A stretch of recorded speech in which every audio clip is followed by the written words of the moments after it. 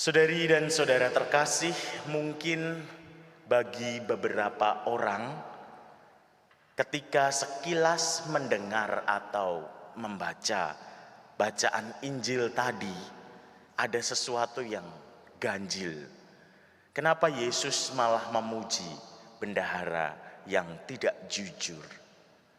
Apakah kita diharapkan juga tidak jujur? Tentu jawabannya tidak. Bagaimana penjelasannya?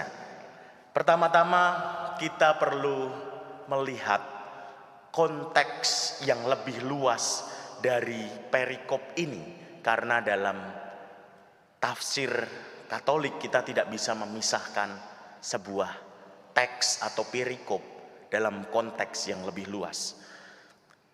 Konteksnya ada di dalam Lukas 16. Lukas 16 berfokus pada bagaimana kita perlu mengantisipasi kemungkinan-kemungkinan di masa depan. Lukas 16 ayat 10-18 setelah bacaan ini menyebutkan tentang perlunya kesetiaan pada hal-hal kecil.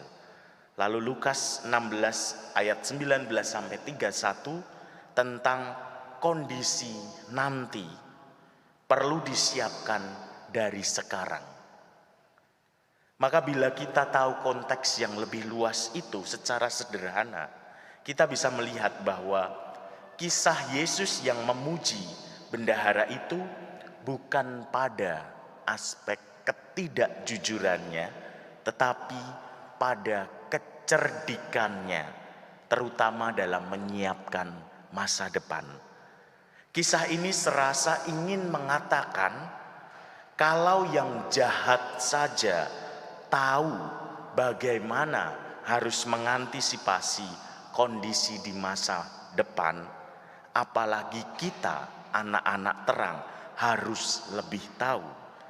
Harusnya anak-anak terang yang sudah ditunjukkan akan keselamatan abadi menggunakan kesempatan di dunia ini untuk semakin mempertahankan iman, menggunakan sarana-sarana manusiawi untuk membagikan sukacita bagi banyak orang, mau berpikir lebih kreatif untuk menghadapi tantangan, bukan malah menyerah pada tantangan, dan mau bersama-sama membangun gerakan solidaritas sehingga banyak orang semakin bisa diselamatkan.